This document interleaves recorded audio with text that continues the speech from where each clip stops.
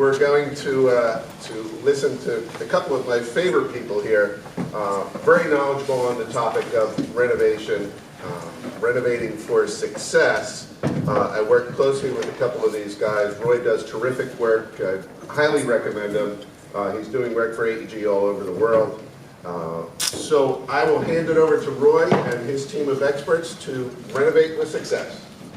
Hi everybody. Thank you for getting up early. Good morning. For those of you at the back, please do move in. It's nicer for the guys if you're closer to them.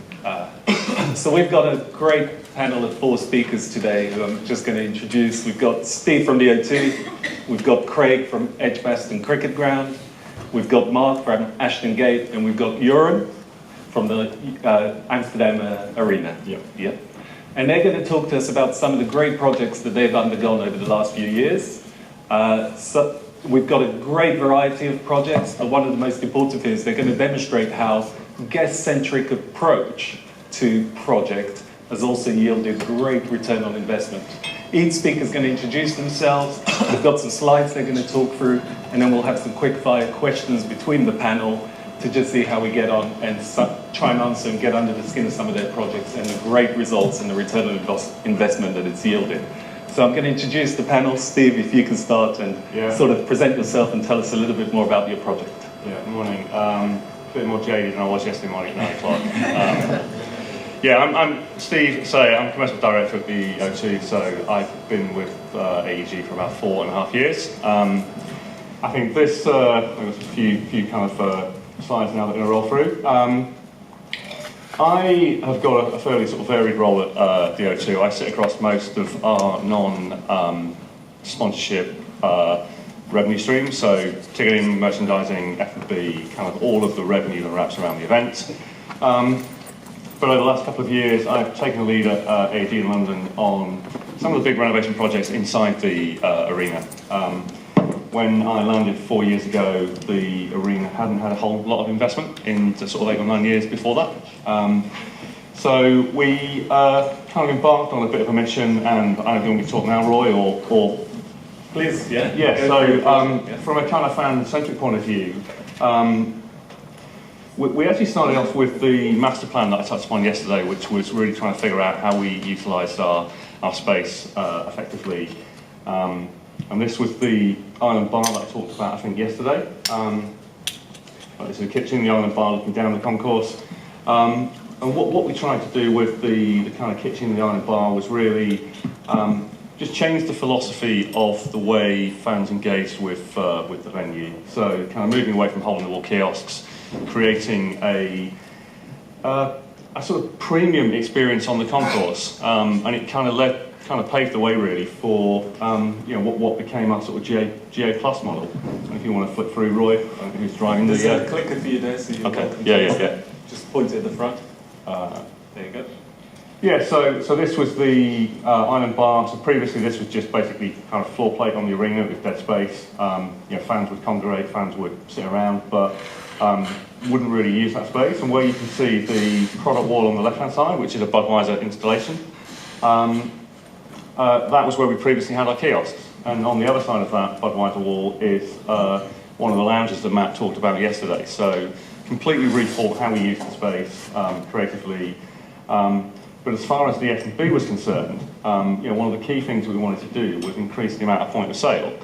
So we talked a lot with Roy and the Levy team at the time about kind of creating these destination bars that felt like really cool bars, the sort of bars that me and the AG team were hanging out in London last night. But actually they function like kiosks. So we had 14, I think, or 16 points of sale, really quick, efficient service, but they look beautiful, they look stunning, and customers really engage with them. Point to the front. Can you flip the slide? Yeah, got it. Again, as part of this project, we didn't just focus on the kind of bars. We looked at wayfinding. We thought about how we could kind of enhance the whole experience of the concourse. And the kitchens were pretty key. Again, with the kitchen philosophy, we wanted to create a food unit that would deliver the sort of product that sells well in the arena environment. But we wanted to have the ability to flex the product based on the demographic of the audience. So we worked with the Levy team. We built these kitchens. The philosophy was kind of cook, build, serve. They look like proper kitchens. The chefs are actually cooking in those kitchens, but they're banging out food really quickly, and we have the ability to flex the menu based on the 6 different profiles of customers that come to the O2, or 6 different genres. The terraces and the deck seats, again, renovate for success. One of the key things here that we looked at was utilising space, and Matt talked about this yesterday, but frankly wasn't generating any revenue for the business. And we add in the bar stools, we create the terraces, and by keeping those seats off manifest, we saw a huge return on that investment. This project was a few years ago. It was my first year when I landed. Matt had been working on a revamp of our VIP space for a couple of years before this. When I landed, we had to kind of deliver that project. From an F&B standpoint, what we previously had was a big kind of vacuous kind of airport lounge style VIP space. It served the purpose probably 10 years ago. It was sort of stunning, state of the art, but it's starting to feel dated. And by creating a lounge that was much more conceptual, it was really based, the concept was based on the fans' perception or view of what they thought backstage would be. So as we know in the music business or the entertainment business or the venue business, that backstage is typically nothing like this, but this is kind of how the fans imagined backstage to be. So we had our crew catering area, we had an amazing cocktail bar, we put the gantry in. And I think by creating a much more conceptual space and really giving the caterer, Levy, our partner, the tools and the product to work with, we saw a massive uptick both in terms of our spend. Our spend went up by 30-35% from an F&B standpoint. But we saw a huge increase in the way that staff are engaging with customers because they have the environment. That just gives you a flavour of it. So. Thank you. We'll pass on to Craig. We'll go around all 4 speakers and then we'll ask some questions. Okay, thanks Roy, thanks Steve. My name is Craig Flindall. I'm the Chief, we'll go on to the next one. I'm the Chief Operating Officer at Edgbaston Stadium, home of Warwickshire County Cricket Club. I know we've got some non-UK people in the room, so cricket's one of the 3 major sports here in the UK. I know for the North American audience it can be quite tricky to understand at times that we can play for 5 days and it can still be a draw. But the good thing is about cricket, it does last all day and it can last up to 5 days. So actually from a catering and hospitality perspective, it's some great time to entertain your clients. That's a picture of the ground you can see there on a bright sunny day up in Birmingham. I trust you, it's always like that up in Birmingham. The stands you can see at the far end there are the stands we redeveloped back in 2010, 2011. That was a £35 million reinvestment to increase the capacity of the stadium and also to significantly increase the premium level space there and also the conference and event space. One of our sort of USPs around the stadium really, and you can see it in the logo on the bottom right, but if you look eagle-eyed at the floodlights, so you can see we've managed to get the E logo into the floodlights. That was before my time. I think we let the architect get a little bit carried away with the design, but it does look very iconic on a night match. What I'm going to talk to you about, if we go move on to the next slide, is just when we put in place the redevelopment back in 2010, 2011, we did have some fantastic facilities, and actually initially we just focused on operating them to our best of our ability and working with our catering partner, which is also Levy. However, what we looked to do 4 or 5 years ago is really try, and it's a familiar thing which has come up over the course of the last 24 hours around creating tiering. We engaged our marketing agency, which is 2 Circles, to do some research for us in this space. And we focused around these 3 tiers you can see on screen there, which is around the sort of real uber premium, which we can see, particularly for certain games, the growing level of experiential hospitality, and then what we call this proliferation of premium economy hospitality. And if we move on to the next slide, the people in my team will be sort of familiar with this. We call it the witch's hat phenomenon, which is the sort of the rising, ability on the sort of premium to take it higher and higher and be able to charge whatever you like. You see the experiential side going out at the bottom, and then you see this blurring lines between the premium economy and actually the GA seats right there at the bottom. So if we move on to the next slide, I'll talk to you just about one project, which is our Edgbaston Experience Club.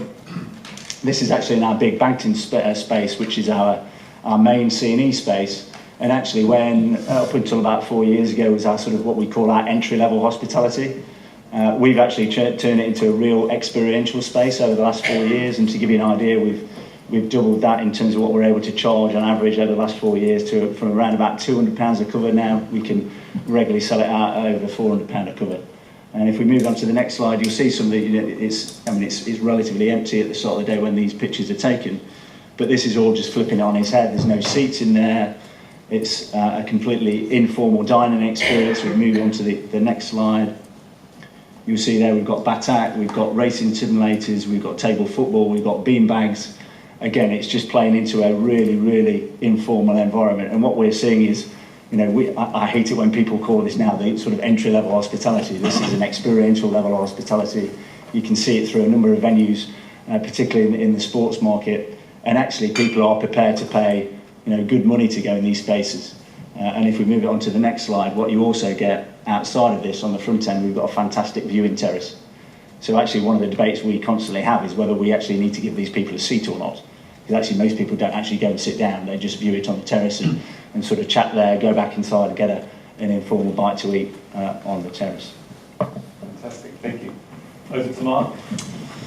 Thank you. Good morning all. My name is Mark Kelly. I'm Managing Director of Ashton Gate Stadium in Bristol. What I haven't done is done, similar to my colleagues here, is presentations of our development. We're 3 years into a big, I suppose, redevelopment of the stadium. We spent £50 million, which at the time was fairly cheap. We got good value for our money. Over these 3 years, we've really reflected on what's worked well and what hasn't in terms of development. Myself, the chairman, and the design team all come from a hotel background. None of us were sport biased. And I think that has had some great advantages and possibly some disadvantages throughout, for more advantages than not. Our theory was to create a 365-day-a-year venue, and that has worked. The other theory was to increase fan engagement, and that has worked. And by doing that has increased spend, general spend by about 200%. The Bristol City fans used to what they call pack the gate, so they'd spend their money and engage in areas around the stadium, where now they come up to 2.5 hours beforehand. I've done that presentation many times. The first thing we drew in the new stadium was a till, or our chairman drew a till, going blank and said, right, here's a till, let's build around that. And that till became the coffee shop, which I think my colleague Lisa Knight spoke about yesterday. But the metaphor that coffee shop has had to drive future development has been strong, because we challenged perceptions and preconceptions of what a stadium should be. The couple of images I do have, sorry. One here is the World Cup fan village. The picture on the left is what we call our sports bar and grill. I think it's a common theme throughout these last couple of days is about the GA experience, and the GA experience being more important than hospitality. And I think I'd agree that's where we're going to, because actually, rather than 500 elite spending premium money, we've got the opportunity of 27,000 engaging with you, spending money and having a great experience, but also about sustainability and creating the experience of the fan, rather than trying to take their money all the time. Let's try and get them locked in, built in, and create fans of the future. So the sports bar is our first level of GA hospitality. Got the largest pub screen in the UK, and on a match day, this is full. We have a little restaurant beside it, and your general fans, families are coming in, and it's pizzeria, so that works really well. On the right is our World Cup fan village, and this happened by default, which in the end became a bit of a cult. We were the first largest open fan village in the southwest, and by doing this, I suppose we create a new demographic. A lot of these weren't either Bristol City fans or Bristol Bears fans or rugby team, or have ever been in the stadium before. What we achieved is created a space in a really hot and nice summer for Bristol to come and enjoy. And we're really, really pleased with this. And from a financial point of view, it was great, but also just from driving a new demographic in the stadium and creating that sustainability and the fans of the future, we're really pleased with that. Next. Part of what I want to talk about in the dialogue is, in design, is creating that flexible space and having the resilience to be able to flex from, if I look at my last week, 2 weeks ago at Ashton Gate, Starting backwards, we had a double header, so we Bristol Bears play on the Saturday actually, and Bristol Ladies. On the Friday we had Aston Villa, and all week we had up until Friday till about 4 o'clock. We had a large boat show, so all the concourses were full of boats. We managed to flip the concourse from 4 o'clock on the Friday evening to open at 6 o'clock for Aston Villa, and that is creating flexibility and creating the space. So on site we've acquired land next. If you just hold it a second, we've acquired land next to the stadium to build our what we're calling our phase 3 development. Part of this development is an arena type structure, which we're going to call it Sports and Convention Centre. So it's going to be home to our basketball team. It's going to be a multi-use convention centre to underpin our conference, and also events. In terms of our aspiration is to do up to 80 events a year, similar to I suppose Manchester Arena or other arenas where they do concerts, theatre and such. It's also going to have a hotel which we'll run and operate, so the hotel we built into the arena, which will be 200 plus bedroom hotel, which we need, South Bristol needs, but we also need for our conference business, which is it's very strong. We get £12 million worth of inquiries a year into Ashton Gate. We do about 2 million. And we lose a lot, and Bristol as a city loses a lot because we don't have a hotel on site, so it's essential. So to have that, a bit like here, that conference venue where you can go from the room to your bedroom to have breakfast is essential.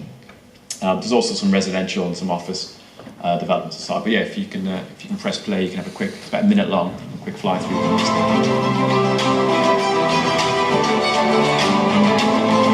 This is current.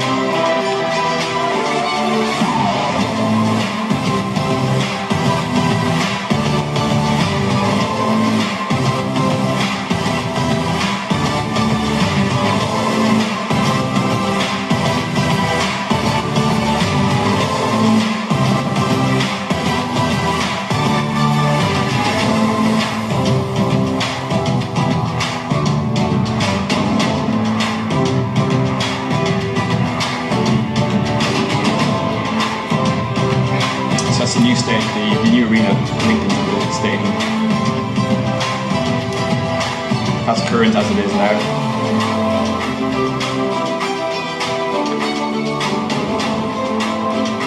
What I want to do is create a public realm, so it's bringing the residential part of the development to life, so some food and beverage, some restaurants, so it is a real 365 day a year venue.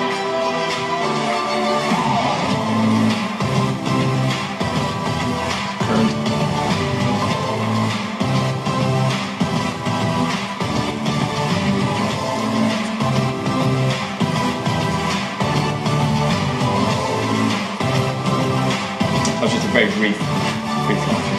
Thank you. And over to Jeroen from Amsterdam Arena. Yeah, the easiest name of the panel. Good morning. From Amsterdam, Johan Cruijff Arena. Recently changed name, so it used to be Amsterdam Arena. This is our stadium, 55,000 people, home of AFC Ajax, a club that's doing well in Europe again. We do about 35 large public events a year. Normally between 50 and 70% is Ajax and the rest is Dutch national team. Large concerts, dance events, drone racing, esports, all kind of things. In front of the stadium you will see like a little shoebox.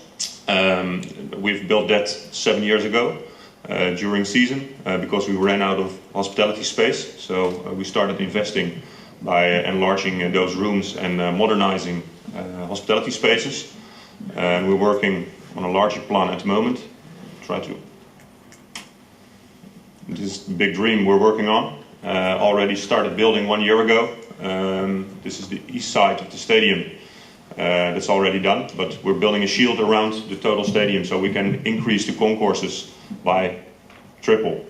The height of the ceiling is going up from, I think, 3 meters at the second tier to 17 meters. So largely investing in transparency and comfort for not only VIP people, but also for the general crowd.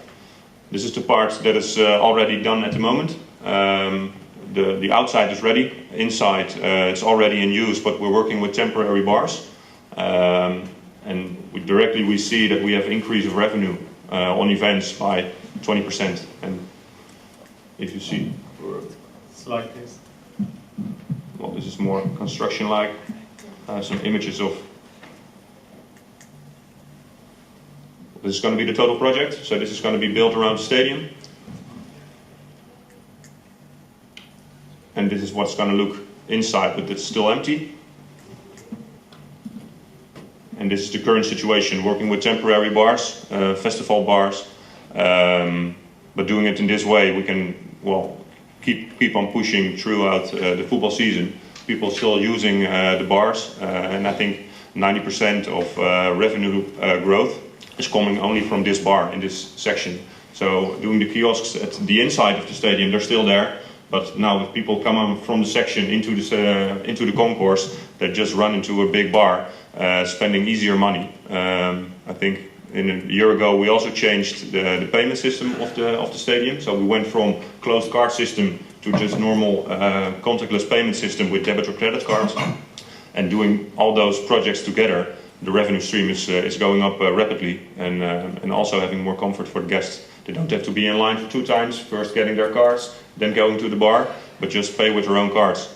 It's another project we're doing, already finished. We started replacing the seats because our stadium is 22 years old, so that's almost ancient. These were, well, very Amsterdam colors, but we changed it into the club colors.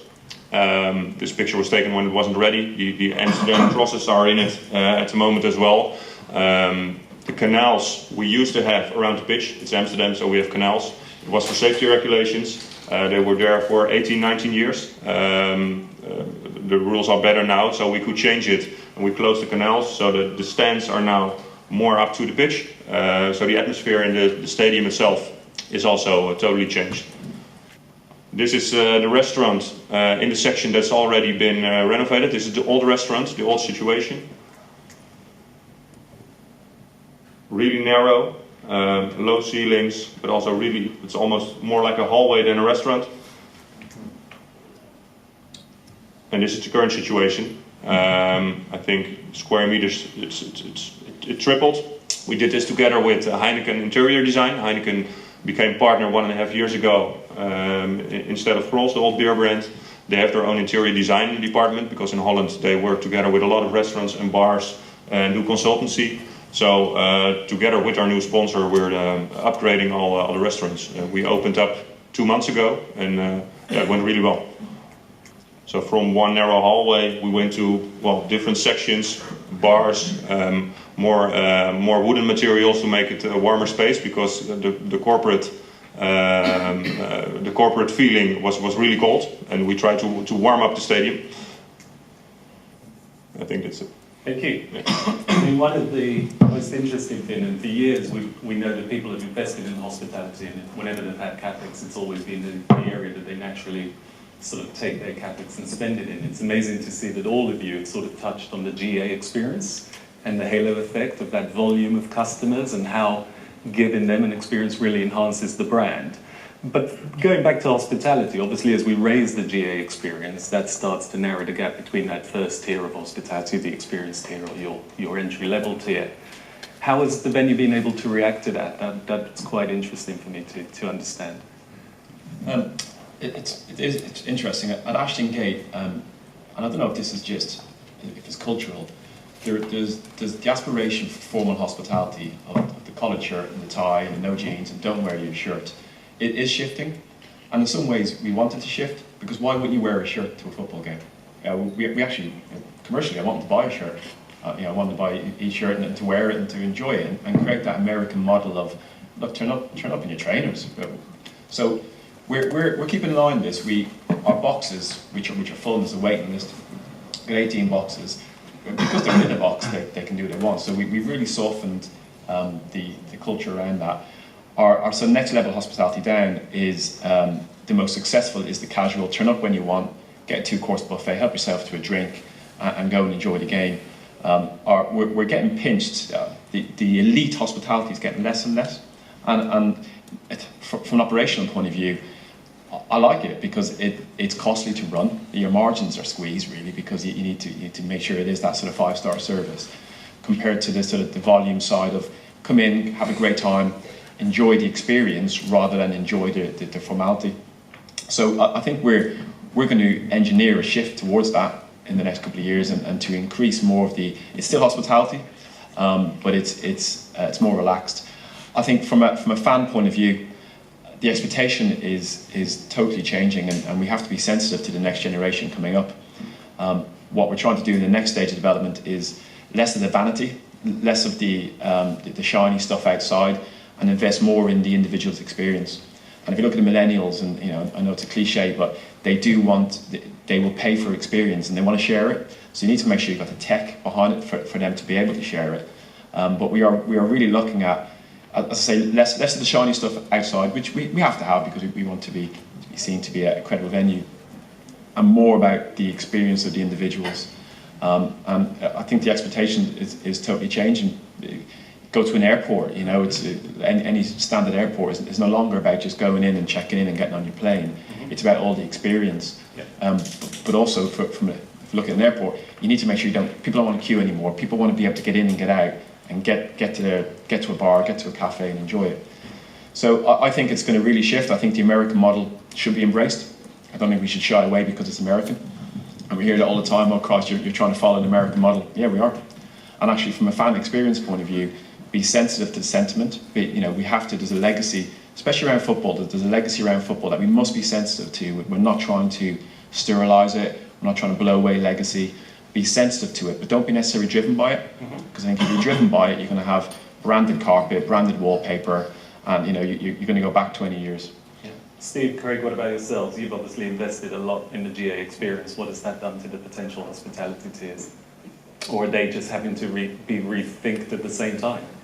I mean, obviously I talked in my short presentation around the tiering. I think, we've heard the familiar themes over the course of the last 24 hours around tiering, but also around flexibility. And I think, it's key around that tiering that you're not absolutely fixated for every event that it's the same tiering. So if we look at our venue in 2019, we're going to be hosting an Ashes Test match, even in Australia, the oldest rivalry in cricket. We've also got 5 matches in the Cricket World Cup, including England versus India. Now, in that sort of real premium match, there is a real demand for premium hospitality. So actually, we'll have a lot more premium hospitality for that fixture.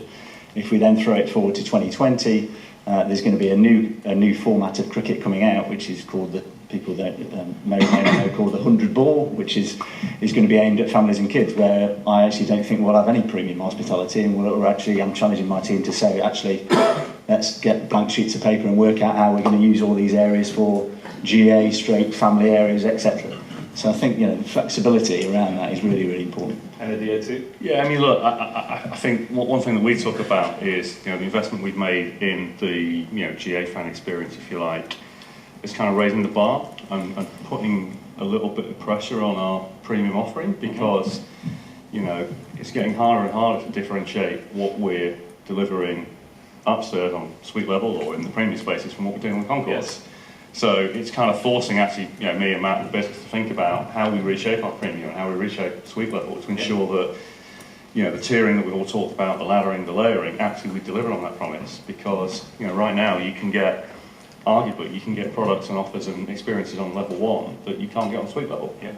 So it is an interesting challenge. Yeah. But as the guys have kind of said, you have got that scale. You've got 15,000 people on level 1 and level 4, you've got 2,500 corporate guests. So it's trying to get the balance right. And I'm going to come to you in a second, Jeroen. Just one more question for Steve. Return on investment. Obviously, you're in a live venue. You're in a venue that's previously been built, so it's not a new build. Yeah. We know it's harder to do projects in a live venue. How did you come up with a return on investment model, and did it actually work and pay back in the way you expected? Yeah, I mean, touch wood, so far so good. We won't put anything in front of our board if we can't pay it off in under 5 years. Yep. That's kind of a litmus test, and that's for a 7-figure investment. Mm-hmm. Obviously, we do smaller projects, and we might approach it in a slightly different way. So, and in the 4 years I've been there, we're sort of 2.5 years into the Amex project. We're 2 years into paying off our level 1 project. We put a roof walk on top of the tent 6 years ago. The plan for that was pay it off in 5 years. We paid it off in 3. So we've got a good track record, and you have to be smart and creative. We can't close the building. We won't close the building. We have 200 plus events a year. We can't afford to. Mm-hmm. So we've got to be clever about our investment projects. We work hard with our architects and designers and contractors to get value for money. And you know, it's sort of looking, I think I might have said yesterday, you know, the way we tend to approach these is, you know, it probably won't just pay off on F&B, and it probably won't just pay off on premium income. It's a combination of the above that will make it pay. So and it's that's all kind the of new opportunities. that's how we view these projects. And you know, certainly in our industry, and I'm sure it applies to sport and football as well. The adding seats, adding capacity, or creating product that you don't currently have is key to delivering those business cases. And Jeroen, obviously a much bigger scale project. Yep. How do you go about understanding the return on investment model, or is it just a case of the arena sort of reached its age, its life, and could no longer really give the fan experience that people were looking for, and therefore you almost had to do it? I think we almost had to do it. We were designed 25 years ago. Expectations of customers and visitors was totally different then. The old stadium of Ajax that they were playing was 19,000 capacity. I think they never expected to sell out the stadium in the first 5 years for 55,000 people. So the second tier and the surroundings were built much smaller, so the capacity is simply not there. It's 27,000 people on second tier, and the room there was for 6,000. So it was more a small hallway than it's going to be a concourse or a place where you can buy your drink and buy your food. So we have to do it. Yeah. The vision of the stadium is always to stay up to date and state of the art. So everything we earn, we put back in the stadium. But it's always a balance between smaller projects by tearing down 10 skyboxes and making one large room for networking, in a combination with larger projects where we rebuild a new main building with hospitality rooms or expand concourses. So you constantly have to develop. But nowadays, transparency and more square meters is key. And when that's finished, then you can go activate with your partners and give the good experience. And does that resonate across the panel? So you think constant innovation is now the norm? Are we going to be constantly working on our venues, constantly looking at what we've got, the profile we've got, the mix we've got, and almost be coming into this 5-year cycle? You said it's a 5-year payback or 7-year payback. Does that mean we're just constantly be renewing and updating our venues to keep up with what is a very fast changing demographic? I think if you design right in the first instance, you shouldn't have to keep changing, because if you keep changing, then there's something wrong, right, in feasibility. I think flexibility is absolutely key. The technology will be key, and we're investing in a lot behind the scenes technology to be able to drive the innovation and to future-proof for the next couple of years to ensure we can keep innovating. You know, once you build an arena or a stadium, you don't want to keep changing. In my point of view, you don't want to keep changing it. You just need to keep adapting to it and having the flexibility to be able to react to whatever the trends are. Craig, Yeah, I mean, sorry, Steve. Craig. I mean, I think it's sort of I agree with the points made. I think you don't want to be changing big, large-scale infrastructure every 5 years, but I think in terms of what I always say to my team when we had our sort of seasonal review of hospitality is we've got to keep pushing and trying to innovate, be it around little things or larger things every single year. And actually, if we want to keep all our teams interested in doing what they're doing, everybody wants to sort of be involved in making changes and making differences and making it better each year. So it's fundamental within our culture and our business. And we drive this as an executive team that actually we want to keep getting better every single year. And I think as businesses in this room, if people aren't doing that, then I think it's essential to any business. Never mind just the hospitality business. Yeah, I mean, I was going to slightly different kind of point of view to Bristol. We've had a number of lumpy projects because we've not done a lot for 10 years, and I think we're having to reshape, our premium, which is kind of the focus for us right now. I think once we got through those kind of bigger lumpy projects, those sort of £2, £3, £4 million projects, I think we'll probably get into a pattern, and I think the Iersel guys talked about this yesterday, that there'll be a rolling programme, because, customer needs change, trends change, spaces and places and experiences need to be enhanced, and I kind of almost feel that we have a life cycle CapEx programme with the O2, which is primarily focused on just fixing stuff, and, I think we'll probably need a similar programme for our experiences, be it premium or GA, just to keep the offer fresh, and whether that's kind of innovating in terms of product, innovating in terms of service, and that's where I think we'll probably head. But yeah, fundamentally the bones. If the arena or building is designed in the right way, Yeah. you shouldn't be kind of ripping the guts out of it. But I think it's the layering that you put on top of that that does need to be. And Jeroen, one more question for you before I throw it over to everybody else. Yeah. We saw some great spaces being updated, really bringing atmosphere into the room, slightly more informal approach, really reflective of the sort of restaurants people eat in the high street, which is, I guess, kind of important because that's where they spend most of their time. They're not in our venues every day. What percentage of your overall volume of capacity is now premium seats, and what was it before?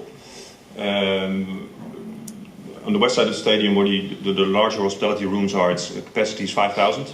But now on the other side of the stadium, where we changed the restaurant, it went up, I think, from 150 to 400. Right. So it's tripled. But it's also the layering that's in it. It's a different level of VIP or hospitality on the other side of the stadium. So you can mix more, and per event you can change it as well. So a lot more products and a lot more volume. Yeah. So more tiers and more volume as an overall capacity. Yeah. Okay, thank you guys. We've got about 2-3 minutes, so we're going to throw over to the audience and see if anyone's got any questions for our panel. Don't be shy, I know it's early. Over here. I was interested to hear the title about return on investment. Obviously there's a lot of economic return you're getting, financial return. When you spoke about, Mark, the social impact and the big crowds coming there, how do you measure social impacts and how are you influencing the community? Yeah, we have, it's a good question. We got 3 or 4 different metrics for that. And part of our owner's aspiration was social impact. One is local employment, and we're continuously measuring that. So we pump just under £2 million of payroll into the local economy. Our local postcode is BS3. I think roughly the average employee, there's 25% of our employees live within that postcode. So straight away we can see the impact that has on the economy within the footprint of the stadium. Our average age is 23. This is an age that, from an employment point of view, struggles. And the third one is the impact to our local suppliers. We put the stake in the ground, and again, it's easy to say, yeah, we're going to use local suppliers. We did, from our sort of main breweries down to where we get our bread is aimed to be local within 10 to 15 miles of the stadium.